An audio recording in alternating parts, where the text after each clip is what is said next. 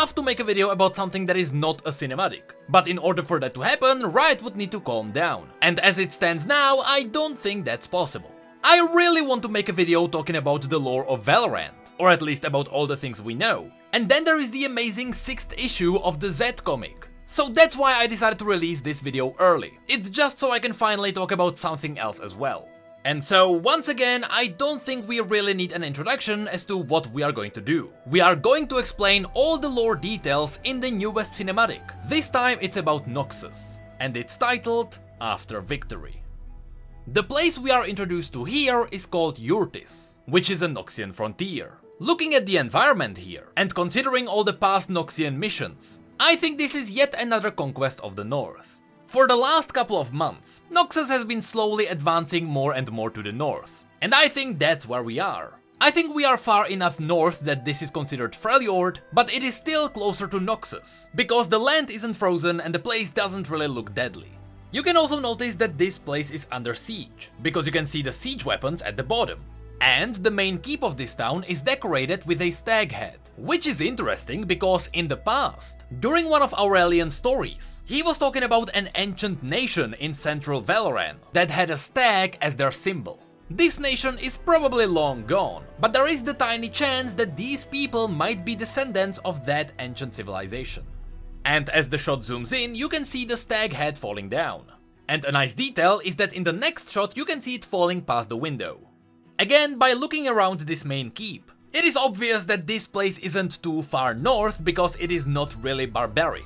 Because these people don't really have to fight for survival, like all the other Freljordians. They have the resources and time to have fancy furniture and decorations. That's why these guys look a bit more civilized. I mean, even the Avarosans are a bit more barbaric than these guys. And they are probably the softest people of Freljord.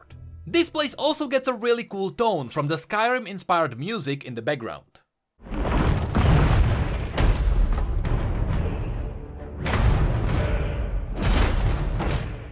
There is also a brief close-up of arguably the main character. We don't know his name, we don't really know where this place is because again, it is not on the map yet, so let's just call him the king.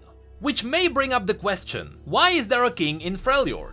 Well, the short answer is that, besides the Avarosans, the Wintersclaw and the Frostguard, there are many other smaller tribes and kingdoms. Freljord isn't really united under one person, and so as people band together there, they can create their own little kingdoms. Which means that this king specifically isn't really that important. He might as well be just one of many Freljordian kings. Anyway, it doesn't take long and the big dude steps in. Of course, this person is Captain Farron, which is a character that was established in Legends of Runeterra. He's one of those guys who lead the charge when it comes to breaking doors. There is also a quick shot of another new character, this young Freljordian hiding behind a pillar, but we'll get to her later. And then of course Darius steps in, which always means that Noxus is about to overtake a new place.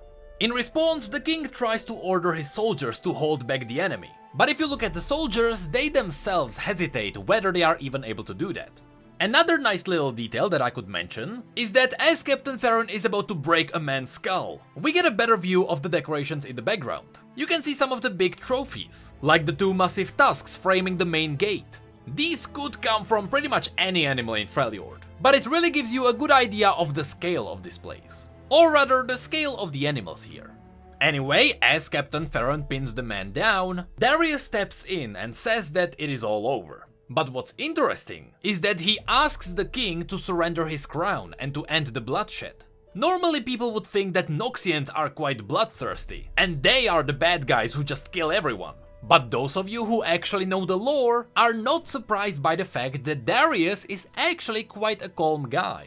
He came to this place to take it for Noxus, but that doesn't mean that they have to slaughter everyone. They just want these people to work for Noxus, because Noxus can use absolutely any new resource. And as Darius finished his calm speech, the soldiers who were hesitant at first put down their weapons.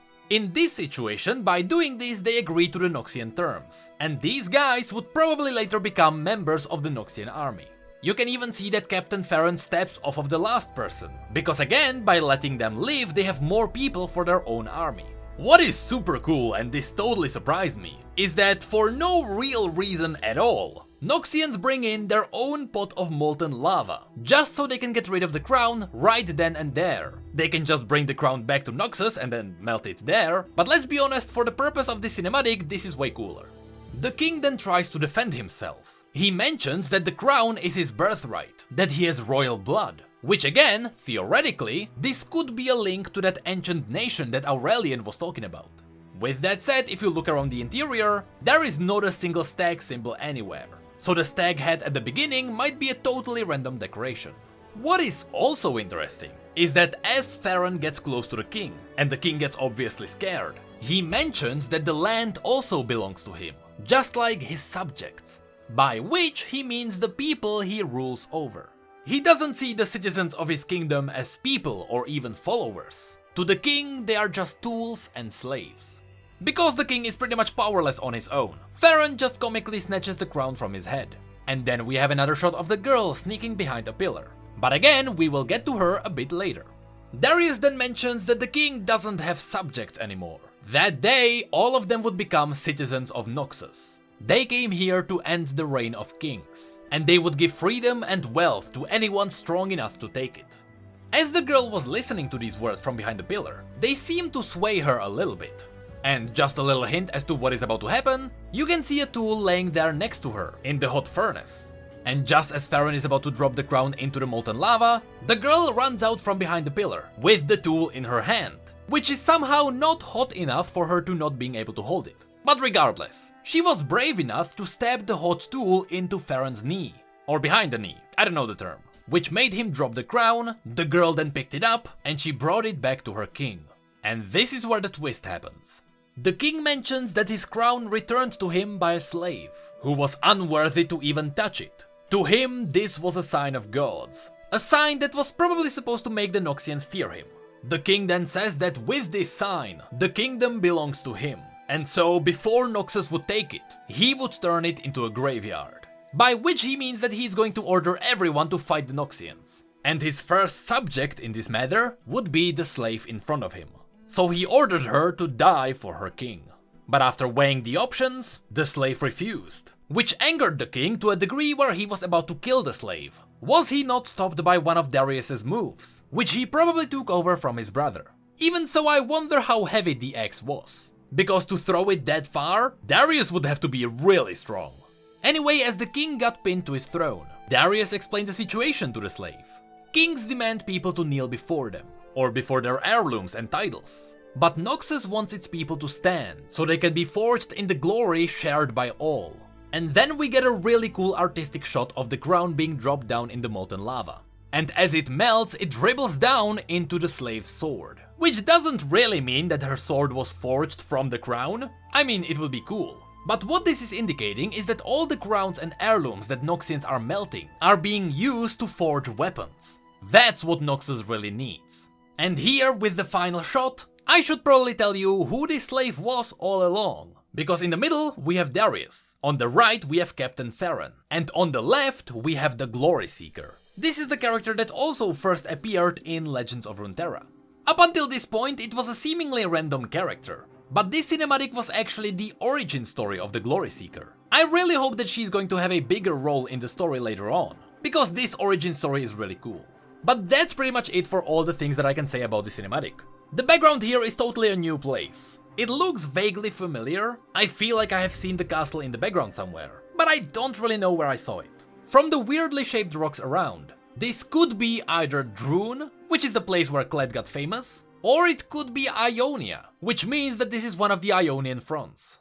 But anyway, out of all the cinematics, I thought that this one had by far the best style. It almost reminded me Telltale games. It is a bit on the cartoony side, but not cartoony enough for it to be for children. This is still a cinematic about war and slaves, so a full-on cartoony style wouldn't really fit it. On top of that, these are Noxians. Even though they are not bloodthirsty, as people think, they are still the toughest people on Runeterra, if you don't count the Winter's Claw, or Zonite miners. Last thing to mention is that, yes, I know that I was wrong with the order of the cinematics. I thought that the Noxian one would come later on, but I noticed that there is a way to predict which cinematic will be next. On Riot's social media, they always post little teasers for the Legends of Runeterra cards. And they always show us cards of the champions that are going to be in the cinematic the next day. This was the case for Braum, for Thresh, and for Darius. So the next champion that is going to appear on the social media is going to be in the next cinematic. At this point, as far as I know, there are only 3 left. A Piltover cinematic with Jinx and Heimerdinger, an Ionian cinematic with Akali and Shen, and a Zonite cinematic with Echo. So yes, as far as I know, there is still no Shuriman cinematic.